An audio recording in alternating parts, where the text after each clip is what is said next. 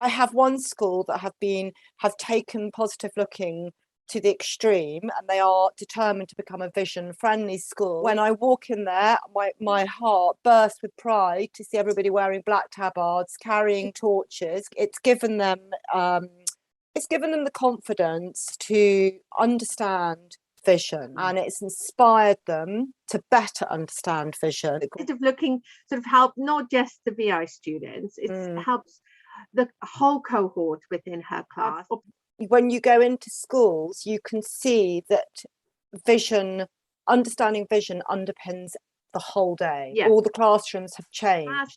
Had a massive impact on the calmness and the behavior and the attention of the student. Directly just helped everybody. As part of an ethos, really, yes. throughout the school.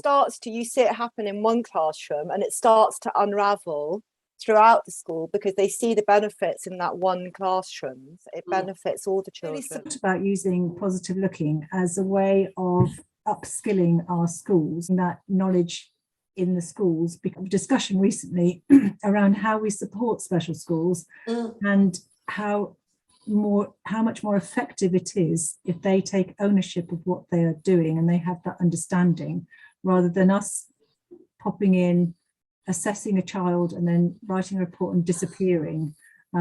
I think the staff that have come from the schools to be trained have found that they've had a better understanding of the visual impairment and that it doesn't have to be something that's just done as a once a week slot in the darkroom, and it's a skill the visual program can be built into what they're doing all the time. The schools are more aware of it, aware of vision and how important it is, and they're all working towards developing the pupils' visual skills within the curriculum that they produce. It's really important because we had vision time, I suppose, in a special school. We'd take a child out and you'd have the time for looking. And if you think about it, like if you had a child who was using Braille, you wouldn't say, oh, the lady's here, you can go and do your Braille for 1 hour a day. It needs to be all the time, doesn't it? I mean, that makes no sense saying a child can use Braille or do something for an hour a day. And even if you're exercising any sort of muscle, it needs to be done all the time, doesn't it? So I think we start with the why. And then if you understand why you're doing things and you get everyone else on board, and as you said, Gwyn, vision's everyone's business. If you get that in place, then everything else starts to line up. So the how you do it and what you do. And what we've been trying to do over that period is to find something that we can use, again, like we were saying before, to make sure everyone's speaking the same language. And by embedding positive looking in a certain special school class, we've seen lots of positive outcomes. So, but to see things like that becoming normal, or someone putting some black gloves on, to do that without prompting is really lovely. Saying about shifting that why, 3 years ago, I would have been telling them to do all this. But quite often when I go into a school now, because we're all, like I said, we're all speaking the same language, they've done lots of things and they tell me about all the things that they've done because they understand why we're doing it. But it's a similar sort of thing. If a school understands the why, then, and which comes from the positive looking approach, then everything else falls into place. They understand and they do it themselves. I really feel like that it goes beyond an individual approach and it makes it a whole group approach.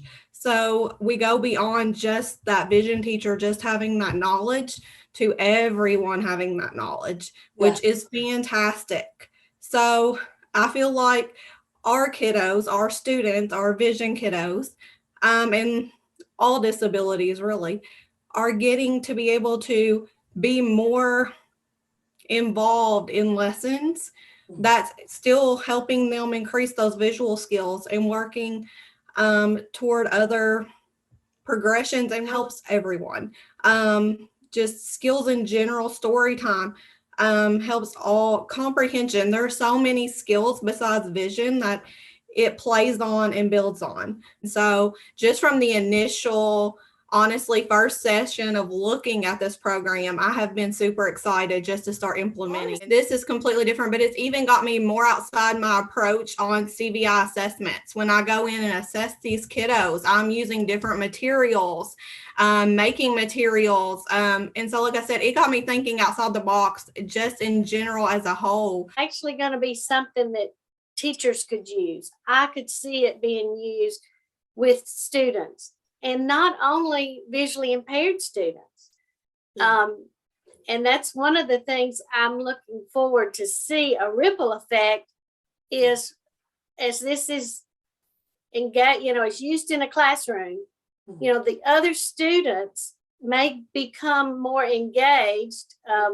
They have vision, they have hearing, but they have other disabilities, but just the same practices. I don't know, it's just something I just think that it's going to carry over to other students in the class. One of the biggest things for me is getting my teachers to really understand and buy into vision. When you said vision as a top agenda, unfortunately, it's so much that we're on the bottom. Nobody thinks about it. I would love for, and not just for our vision, for a lot of students, but for them to think about the vision or the visual activities, that's first before you can combine everything else. So that's what my overall goal is, for it not just to help my vision students, but to help everybody. And it makes us stronger as a team. I'm not just, there comes the vision teacher. So it's no longer, I didn't know we had a vision teacher. I didn't know. It would be wonderful. And to be able to give, all our ECE teacher, our special ed teachers, and say, here is things that you can use in the classroom, no matter what the disability. Here's a program that I can give you that you can use components of. We're a large district, so I hope we can make a change in our entire district.